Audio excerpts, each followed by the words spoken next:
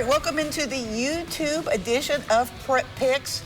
We are missing one of our panelists this week, Andrew. Is he missing? Yeah, you couldn't tell. He and his cold picks are on assignment right now, so it's probably better for him. He sent his picks to you? He did send his picks, and we will edit those into this as we go along. But as we take a look at the standings, his cold picks allowed someone to get into first place this week. Won't say you, but you can see on your screen there. But it's tight. It's tight. Everybody else is a game back. So it's going to be a good one. Let's start on the Virginia side. Do a couple of games on Virginia, then Tennessee, and then back to Virginia. With Patrick Henry and Lebanon. Casey, I'll let you go first.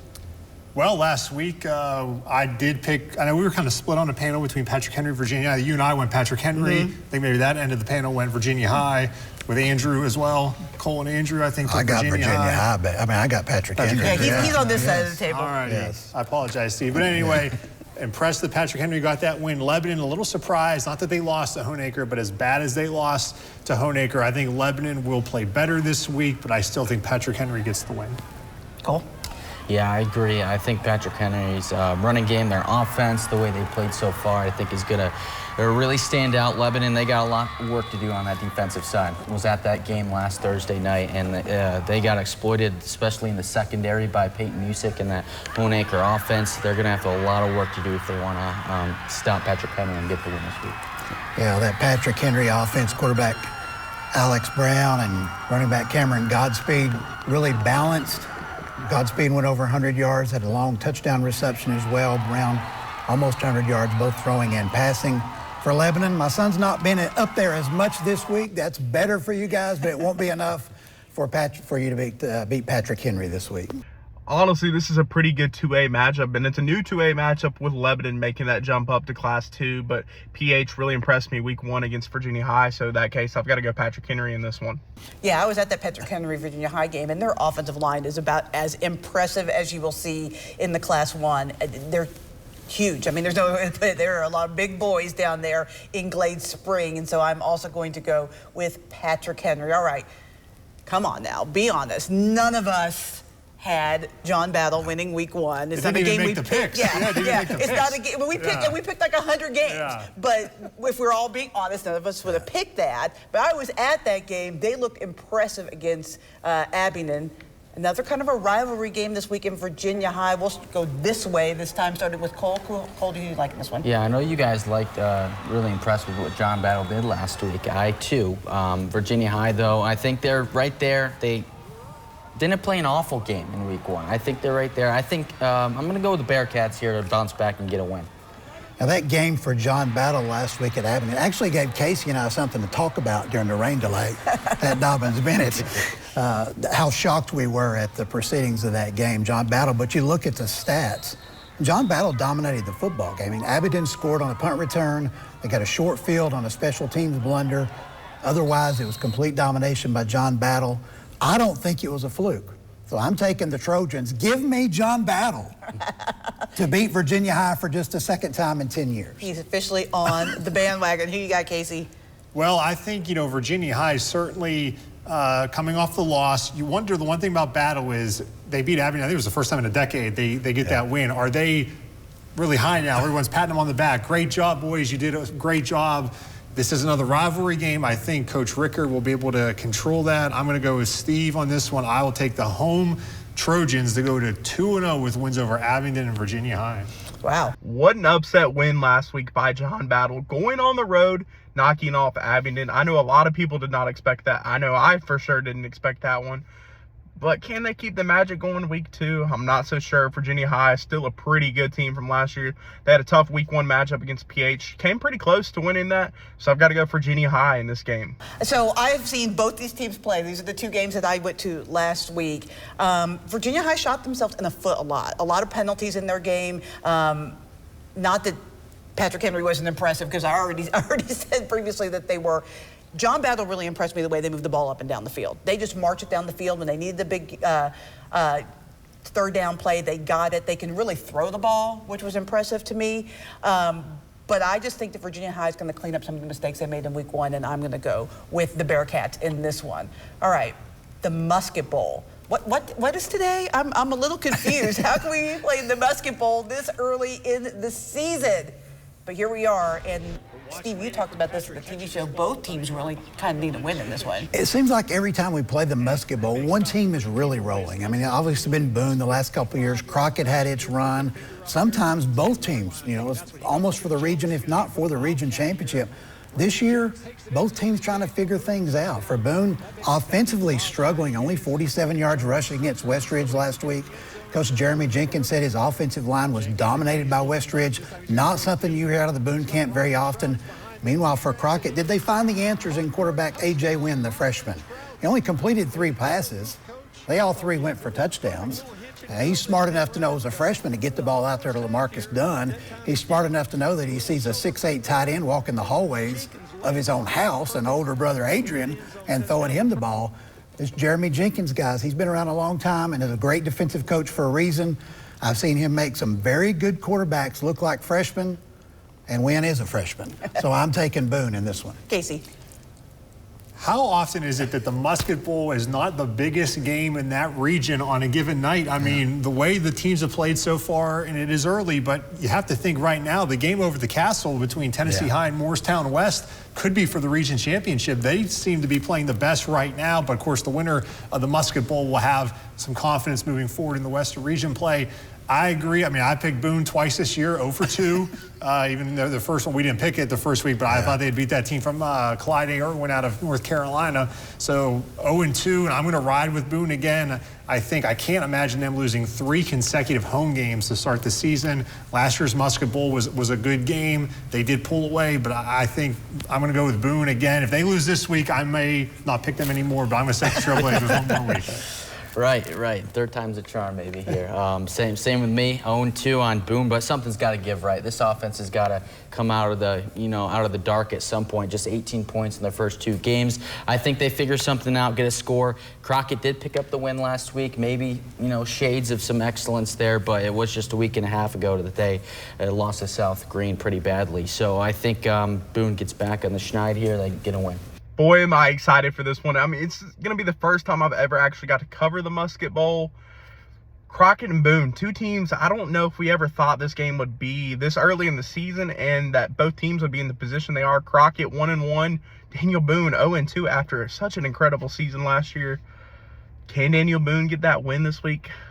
I think they might, but got to go with my gut here, and I'm going to go Crockett. I think Crockett gets some revenge from last season. I don't think they forgot losing to Boone as bad as they did last year. So for that, I've got to go Crockett getting the upset win on the road against Boone. Steve convinced me on the TV show talking about Jeremy Jenkins' defense, and he's right. I mean, his defense has always come to play. The offense still has a lot to work out, but to get a freshman quarterback, I just think that defense is going to be a lot to handle. All right, Dobbins Bennett at Westridge. All of a sudden, this is a big deal in Class 6-1. Wait a minute, I got this backwards. Region 1 6A. I struggle with that for some reason. This is dyslexia coming out. All right, Casey, who do you like this one? Dobbins Bennett. I think, getting to watch them in person for 2.5 quarters last week. Unfortunately, it wasn't a full 4 quarters, but no, they were really good. I did joke with Joey Christian, maybe they won't spot a team 7 points right off the bat like they have the last 2 weeks. So they responded in both times against Farragut and Greenville, but they gave up opening on special teams and then the long pass last week on the first play of the game. So I don't think they will allow Westridge to take an early lead. Maybe Dobbins Bennett can play with a lead for a change in the game and use that ground game to their effect with Will Hurd, who has the mobility. I think Dobbins Bennett wins this one by a couple touchdowns. Cole. Right, so that's what I think the big thing here was if Westridge could get out to an early lead, maybe they could keep it cooking with the 66 points they put up through the first 2 weeks. But like you said, Dobbins Bennett, they got to at some point stop that from happening, and they have responded both times. I think they jump out earlier this time, take the lead, and kind of handle it. Westridge, they've been playing great. Trey Frazier looks great under center, but I'm going to go with Dobbins Bennett. We'll really see what Westridge is made up after this week. Now that Dobbins Bennett Dobbins Bennett Greenville game, was that a no contest? Is that what they're calling that? Yes. Okay, so you and I were there. Something happened on the field, right? They did. They did something down there. Stats might not count, but it was played. Okay. I saw things happening, and I saw good things happening for Dobbins Bennett down there for sure. Like you did, outside of the defense being vulnerable to the big plays. Every touchdown scored against Dobbins Bennett has been a splash play this year. Meanwhile, give credit to Westridge doing what they did, going to Daniel Boone, getting that win after losing Emilio Hogate, their all-everything senior. Had to find a replacement at running back. Chase Gill stepped up. Great job running the football, got the touchdown rushing, went to the soccer team, picked up a place kicker in Carson Wisnett, who kicked a field goal. And then I thought Sawyer Tate played great on both sides of the football for the Wolves. They're going to need efforts like that to stay with Dobyns Bennett. I think Dobyns Bennett's schedule, what they've done against that schedule, Farragut won against Powell on Friday night as well. I think that's going to be the difference in the game. I just think Dobyns Bennett has a few more athletes. But, man, it's going to be crazy at the Ridge on Friday night. I look forward to that. I'll pick Dobyns Bennett in this one. DB, I mean, still has not got a win this year. What an impressive performance from them last week against Greenville. They really had a great showing against the Green Devils until rain brought out that delay. I think we really kind of figured out, too, that week 1 loss to Farragut wasn't too bad either. So, I know Westridge, they've had big win last week against Daniel Boone, but I think Dobyns Bennett gets their first win of the season against Sullivan County rival Westridge. Yeah, I think it's going to be a fun game for sure. I agree with you on that. Dobyns Bennett really showed me something in that Greenville game. I didn't think that they had much going into the year. I don't think their expectations were very high, but they showed that they have come to play in Class 6A, and for that reason, just based on how they were able to hang with Greenville, I got to go with Dobyns Bennett as well. All right, the Friday night rivals game of the week, Sullivan East at Volunteer.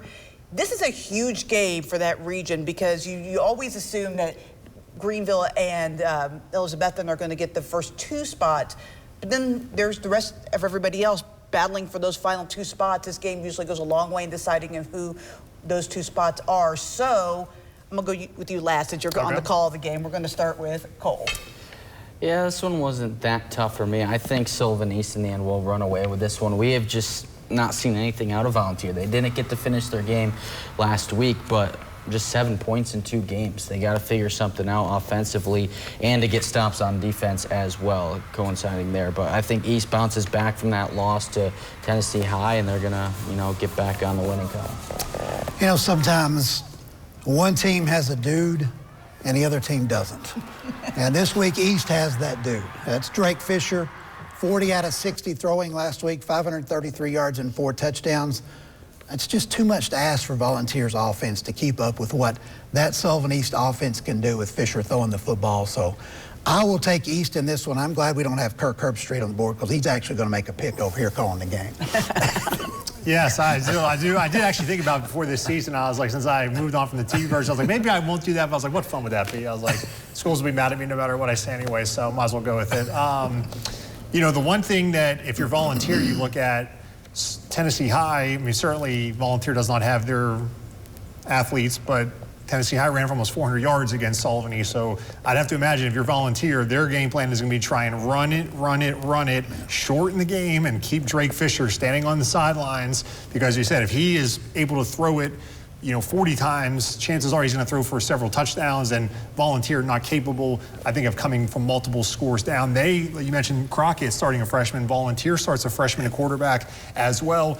And also, like Daniel Boone, kind of scheduling quirk, this is the 3rd straight home game for Volunteer to start the season. They only have 1 more after this one. This is homecoming already on September the 1st. Just kind of a wild season. I think Sullivan East gets the win, but I think this game is close for the first half. They may pull away, but I don't expect a blowout of 30 to 40 points in this one. I think Volunteers' defense and their running game will shorten it early. Sullivan East pulls away in the second half.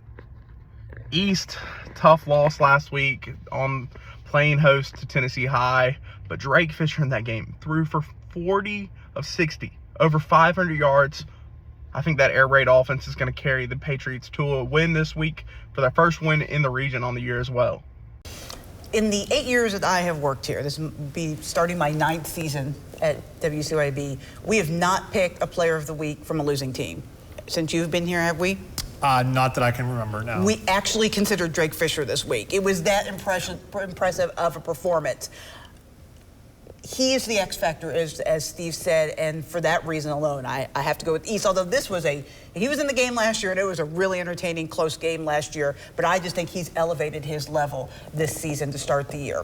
All right, an interesting crossover game this week as Twin Springs takes the long trek out to Unaka to take on the Rangers. Steve, Who do you like in this one? Well, how do you get from Twin Springs to Unaka? Anyway? Not easily. There's not an easy route, Not is there? easily. You know, both of these teams coming off really historical seasons last year. We talked about Unaka a couple of years ago, what they were able to do. They had to go to Chucky Doak, got beat pretty good by a Chucky Doak team that trying to beat a Class 4A team last week.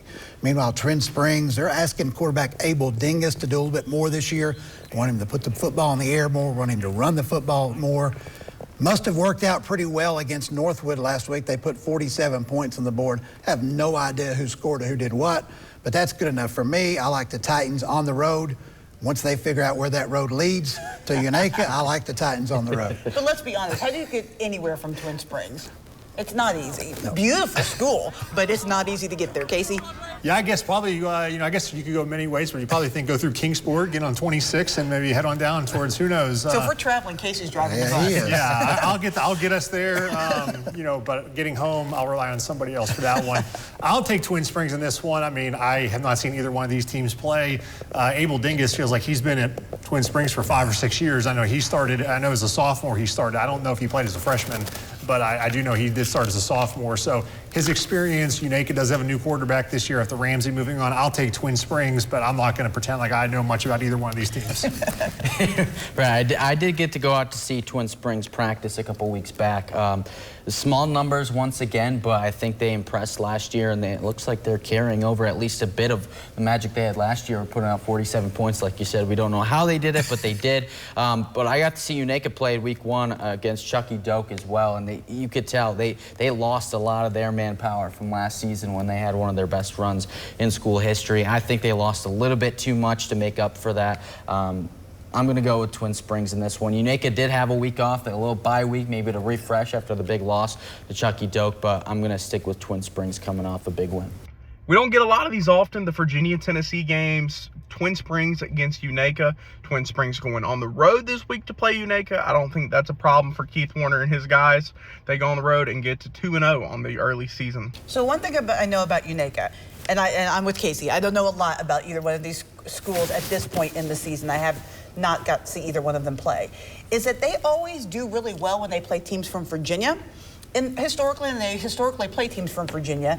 And I think it's just because Class 1 schools from Virginia are closer to their size as opposed to other Class 1A schools in Tennessee, because Unaka is one of the smaller schools in the area. So I think that bodes well for them. That being said, they generally don't play teams that are at the level of Twin Springs in the Class 1 in Virginia, and so I think for that reason, I think the Titans will get the win in this one.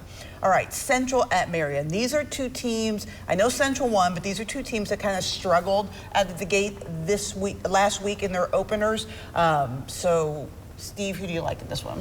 Well, you look at Marion in that game against Chilhowie. I mean, a lot of self-inflicted wounds. I mean, they dominated possession in the first half, 21 out of 24 minutes.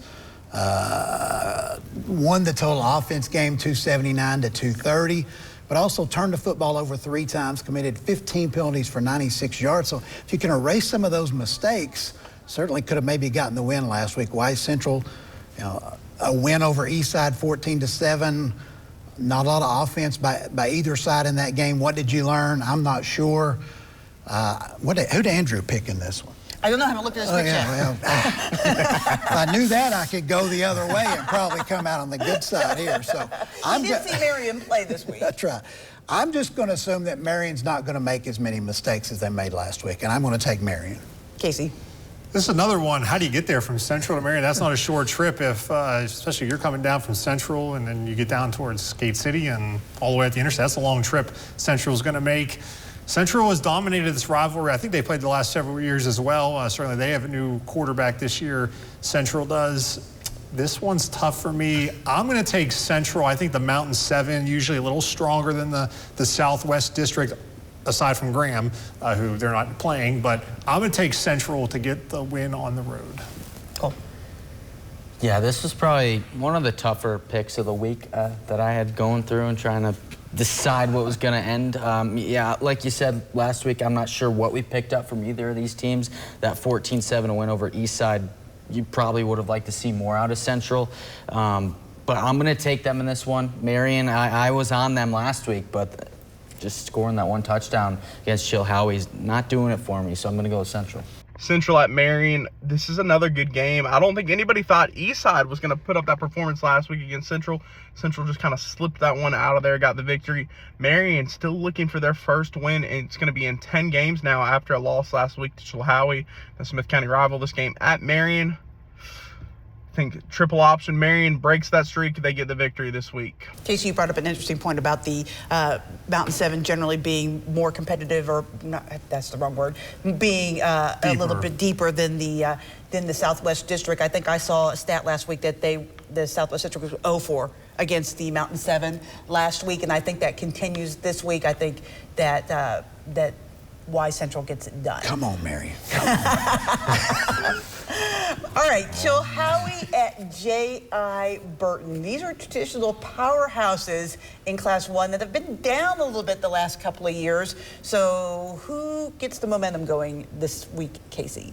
Well, maybe Chilhowie and Central can wave to each other as they're driving by each other, because they're going to be passing each other going opposite ways. And of course, Central and Burton very close together, as are Marion and Chilhowie, but they're going to be splitting up here on this little road trip. I'm going to take Chilhowie. I mean, I didn't pick them to win last week against Marion. Congratulations, Coach Sturgill, his first win in a big rivalry game. Burton, they did play a bigger school. They got crushed by Ridgeview. So I'm going to take Chilhowie to make it 2-0. Let's go with Cole. I'm going to have to agree with you on that, Casey. I'm going to ride with Chilhowie. They proved us wrong last week, and I think they're going to start 2-0 with Coach Sturgill, so I'm going to go with them. Yeah, tough to learn really anything about Burton against that Ridgeview team. Only had 107 yards against the Wolfpack. Obviously, they're going to do better than that, I think, this week against Chilhowie, especially being at home. Chilhowie seems like once they get on a roll and I start picking them, they just keep rolling, okay? So I like Chilhowie. They've been good to me over the years here at Prep Pick, so I'm going to stick with the Warriors on the road. What a win last week for Chilhowie. I know. I told you guys. Go with the Warriors on this, and sure enough, I was right. But Casey, you should have listened to me again on that one. So I think 2 weeks in a row now, Chilhowie goes on the road and gets the win against John I. Burton. 2-0 on the young season for the Warriors is how I think they'll do. I said this last week, and I believe that both these teams are going to be much better than they were the last couple of years. I think they figured some things out. You're right. You can't really learn anything from Burton playing against Ridgeview. I know this, Chilhowie always has athletes. Even last year when they were down a little bit in football, basketball, wrestling, baseball, they are always uber competitive in all sports. And I just think that in the rebuilding of these programs that Chilhowie's a little bit further along, so I'm going to go with the Warriors as well. Ooh, that was loud. With the Warriors as well. All right, final game, Eastside at Hurley.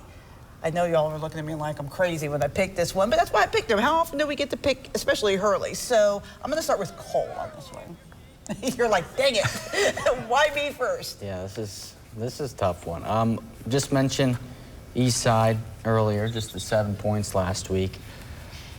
I don't know, I was at Grundy last week and, close to Hurley. Heard from a little birdie over there lying in the field that Hurley has a good group of seniors this year. It might be their last crack at having a good run. So I'll go with Hurley. Eastside, you're right, only 7 points last week. Did get the freshman running back, Keldon Hamilton, to go for 120 yards on the ground, though. But the problem is the rest of the Spartans minus 28 on the ground against Wise Central, I guess it was. Meanwhile, Hurley, I don't know anything about Sherman, West Virginia, the team that they lost to last week. But anytime the Rebels lose to General Sherman, that's a issue for me, okay? So I'm going to take on the road Eastside in this one. I can't even respond to that. It's so goofy. All right. Eastside goes to the cliff and gets a win. Coach Rose, they get their first win of the season. I'm with Steve. I'll take the Spartans. What a performance by Mike Rhodes and his bunch. He has got a tough team this year, and I think Eastside goes on the road this week and gets the win at Hurley to get their first win of the young season. So, of all the places to watch a football game in our area, and there are some gorgeous stadiums, state-of-the-art Taj Mahals, Dobbins, Bennett, Elizabethton, Hurley has got to be the coolest stadium. It's on the side of a cliff. it's the coolest home field advantage. And when you go there as a fan or a player for the first time, it is incredibly disconcerting. You feel like you're going to run into the side of that cliff when you're on that sideline. It's going to be tough for Eastside. I think it's a really hard place to go and play. I think that Hurley is going to control the tempo early because of that, but I think at the end, Eastside's defense is going to be able to keep Hurley down, and I think that's going to be the difference in the game. I think Eastside gets the win. All right, this was fun. We didn't get to hear any of Andrew's cold takes in person. Even funner. But A little more elbow room this week, too. you out there got to hear them, and I hope you enjoyed it, and we will see you next week.